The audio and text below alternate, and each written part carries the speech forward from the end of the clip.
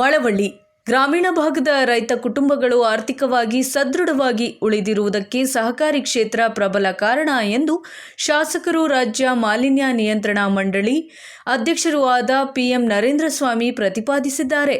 ಮಳವಳ್ಳಿ ಪಟ್ಟಣದ ಟಿಎಪಿಸಿಎಂಎಸ್ ಆವರಣದಲ್ಲಿ ರಾಜ್ಯ ಸಹಕಾರ ಮಹಾಮಂಡಲ, ಮಂಡ್ಯ ಜಿಲ್ಲಾ ಸಹಕಾರ ಒಕ್ಕೂಟ, ಜಿಲ್ಲಾ ಹಾಲು ಉತ್ಪಾದಕರ ಸಹಕಾರ ಸಂಘ, ಸಹಕಾರ ಇಲಾಖೆ, ಟಿಎಪಿಸಿಎಂಎಸ್ ಮಳವಳ್ಳಿ ಇವರ ಸಂಯುಕ್ತಾಶ್ರಯದಲ್ಲಿ ಏರ್ಪಾಡಾಗಿದ್ದ 72ನೇ ಅಖಿಲ ಭಾರತ ಸಹಕಾರ ಸಪ್ತಾಹ 2025ರ ಸಮಾರೋಪ ಸಮಾರಂಭವನ್ನು ಉದ್ಘಾಟಿಸಿ ಮಾತನಾಡಿದ ಅವರು, ಸಹಕಾರಿ ಕ್ಷೇತ್ರವಿಲ್ಲದೆ ಸರ್ಕಾರವನ್ನು ನಂಬಿದರೆ ಈ ದೇಶದ ಅಭಿವೃದ್ಧಿ ಸಾಧ್ಯವಾಗುತ್ತಿರಲಿಲ್ಲ ಎಂದು ಹೇಳಿದರು. ಇನ್ನು ಇಷ್ಟೆಲ್ಲ ಆರ್ಥಿಕ ಅಭಿವೃದ್ಧಿಗೆ ಸಹಕಾರ ಕ್ಷೇತ್ರ ಬೆನ್ನೆಲುಬಾಗಿದ್ದರೂ ಜನ ಮೈಕ್ರೋ ಫೈನಾನ್ಸ್ ಹಾವಳಿಗೆ ಒಳಗಾಗಿ ಸಂಕಷ್ಟದ ಸುಳಿಗೆ ಸಿಲುಕುತ್ತಿರುವುದು ದುರದೃಷ್ಟಕರ ಎಂದು ವಿಷಾದಿಸಿದ ಅವರು, ಸಹಕಾರ ಕ್ಷೇತ್ರದ ಬಲವರ್ಧನೆಯಿಂದ ನಂದಿನಿ ತುಪ್ಪ ತಿರುಪತಿ ದೇವಾಲಯಕ್ಕೆ ಪೂರೈಕೆ ಆಗುತ್ತಿರುವುದು ಹೆಮ್ಮೆಯ ಸಂಗತಿಯಾಗಿದ್ದು, ಇದನ್ನು ನಕಲು ಮಾಡುತ್ತಿರುವುದು ದುರಂತ ಎಂದು ವಿಷಾದಿಸಿದರು. ಇನ್ನು ಕಾರ್ಯಕ್ರಮದಲ್ಲಿ ಸಹಕಾರಿ ವ್ಯವಹಾರಗಳ ಮಾದರಿ ಕುರಿತು ಸಹಾಯಕ ಪ್ರಾಧ್ಯಾಪಕರಾದ ಪುಟ್ಟಸ್ವಾಮಿಗೌಡ ಉಪನ್ಯಾಸ ನೀಡಿದರು. ಇದೇ ವೇಳೆ ಜಿಲ್ಲೆಯ ಹಲವಾರು ಉತ್ತಮ ಸಹಕಾರ ಸಂಘಗಳಿಗೆ ಪ್ರಶಸ್ತಿ ವಿತರಣೆ ಜೊತೆಗೆ ಸ್ವಸಹಾಯ ಗುಂಪುಗಳಿಗೆ ಸಾಲದ ಚೆಕ್ಗಳನ್ನು ವಿತರಿಸಲಾಯಿತು.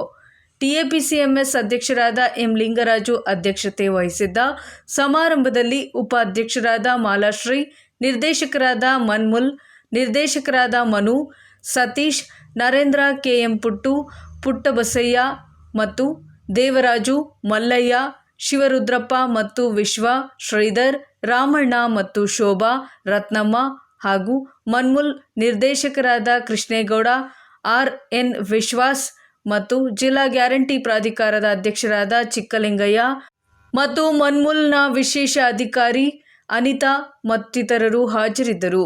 Bureau news, Praja power TV, Mandya.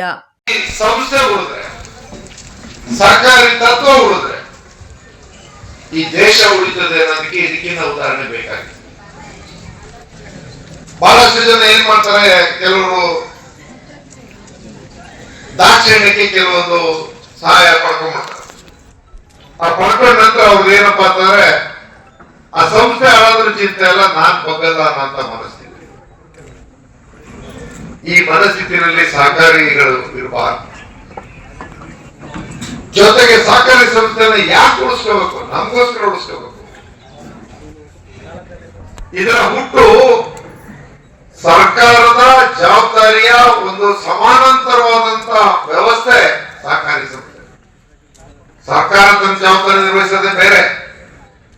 ಸರ್ಕಾರಕ್ಕೂ ಸಹಕಾರಿ ಸಂಸ್ಥೆಗೂ ಬರೀ ಕಾಯ್ದೆ ರೂಪದಲ್ಲಿ ಮಾತ್ರ ಸಂಬಂಧ ಇದೆ ಹೊರತು ಆಡಳಿತದಲ್ಲಿ, ತೀರ್ಮಾನದಲ್ಲಿ ಎಲ್ಲೂ ಸಂಬಂಧ ಇಲ್ಲ. ಅವು ಕಾನೂನು ಬಾಹಿರವಾಗಿದ್ದಾಗ ಮಾತ್ರ ಸರ್ಕಾರ ಕೂರಿಸ್ಲಿಕ್ಕೆ ಅವಕಾಶ.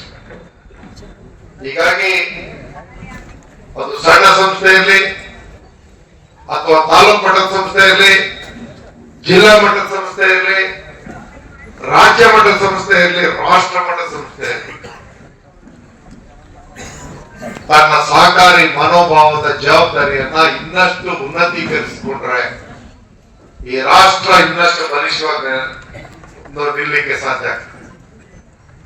ಆ ರಾಷ್ಟ್ರದಲ್ಲಿ ಇವತ್ತು ಕಾನೂನುಗಳನ್ನ ನಾವು ನೋಡ್ತಾ ರೀತಿಯಲ್ಲೇ ಇದು ಒಂದು ಸಹಕಾರಿ ಕಾಯ್ದೆ.